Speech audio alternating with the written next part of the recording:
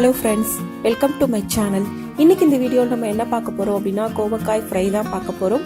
நான் இன்னைக்கு இந்த கோவக்காய் ஃப்ரையை கொஞ்சம் வித்தியாசமான மெத்தட்ல பண்ண போறேன்.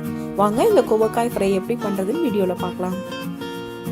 அதுக்கு நான் முதல்ல ஒரு மிக்ஸி ஜார் எடுத்திருக்கேன். அதில் 5லேருந்து 6 பல் பூண்டு, ஒரு துண்டு இஞ்சி, பெரிய சைஸ் தக்காளி 1 ஆட் பண்ணிக்கங்க. கூடவே ஒரு பச்சை மிளகாய், ஒரு பீஸ் பட்டை, ஒரு ஏலக்காய், 2 கிராம்பு, அரை ஸ்பூன் அளவுக்கு மஞ்சள் தூள், 1 ஸ்பூன் அளவுக்கு ரெட் சில்லி பவுடர், அரை ஸ்பூன் அளவுக்கு மிளகு. இது எல்லாத்தையும் ஆட் பண்ணதுக்கு அப்புறம் மிக்ஸி ஜாரை மூடி ஃபைன் பேஸ்டா அரைச்சு எடுத்துக்கோங்க. இந்த அளவுக்கு நல்லா நைஸா அரைச்சு எடுத்துக்கணும்.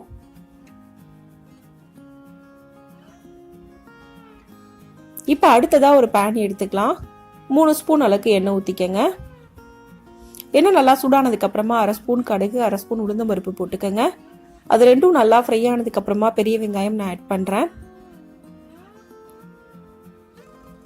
இப்போ இது கூட கொஞ்சமா கருவேப்பிலை ஆட் பண்ணிக்கலாம்.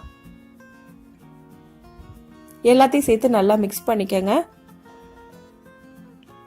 நல்லா மிக்ஸ் பண்ணிட்டு வெங்காயம் லைட்டா கலர் சேஞ்ச் ஆகணும், அந்த அளவுக்கு இதை ஃப்ரை பண்ணிக்கங்க.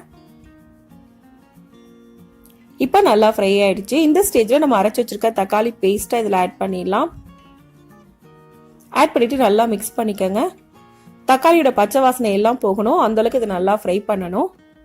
இந்த அளவுக்கு நல்லா ஃப்ரை பண்ணணும். ஆயில் ஃபுல்லாக செப்பரேட்டாக பிரிஞ்சு வரும், அந்த ஸ்டேஜ் வரைக்கும் ஃப்ரை பண்ணா போதும்.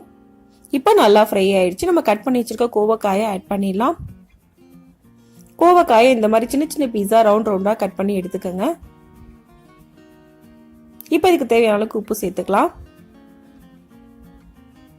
இப்போ இதை நல்லா மிக்ஸ் பண்ணிக்கங்க. எல்லாம் நல்லா ஒண்ணா மிக்ஸ் ஆகணும், அந்த அளவுக்கு இதை நல்லா மிக்ஸ் பண்ணிக்கங்க.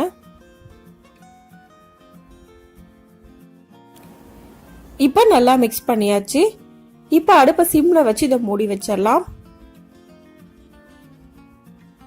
3 நிமிஷத்துக்கு அப்புறமா நான் ஓபன் பண்ணி பார்க்குறேன். நல்லா ஒரு தடவை மிக்ஸ் பண்ணி விட்டுக்கலாம்.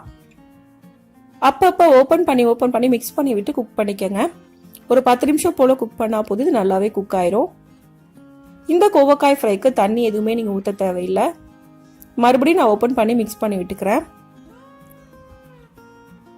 நல்லா மிக்ஸ் பண்ணி விட்டுட்டு மறுபடியும் மூடி வச்சிடலாம். இப்போ நான் டோட்டலா 10 நிமிஷம் போல குக் பண்ணியிருக்கேன். இந்த அளவுக்கு நல்லா குக் ஆயிருக்கு. இந்த ஸ்டேஜ்ல ஃபைனலா கொஞ்சமா கொத்தமல்லி இலை ஆட் பண்ணிட்டு நல்லா மிக்ஸ் பண்ணிக்கங்க. கோவக்காய் நல்லா குக் ஆகி லைட்டா ப்ரௌன் கலர் வரும், அந்த ஸ்டேஜ் வரைக்கும் இதை நல்லா குக் பண்ணணும். இந்த அளவு குக் ஆனதுக்கு அப்புறமா நம்ம அடுப்பை ஆஃப் பண்ணிடலாம். இப்போ நமக்கு ரொம்பவே ஈஸியான கொஞ்சம் வித்தியாசமான கோவக்காய் ஃப்ரை ரெடி ஆயிடுச்சு. இந்த கோவக்காய் ஃப்ரை நம்ம ரைஸ் கூட சப்பாத்தி கூட ரொம்ப நல்ல காம்பினேஷனா இருக்கும். டேஸ்ட்டும் ரொம்பவே நல்லா இருக்கும். இந்த கோவக்காய் ஃப்ரையை இதே மெத்தட்ல நீங்களும் செஞ்சு பாருங்க. இந்த வீடியோ உங்களுக்கு பிடிச்சிருந்தா லைக் பண்ணுங்க, ஷேர் பண்ணுங்க, கமெண்ட் பண்ணுங்க.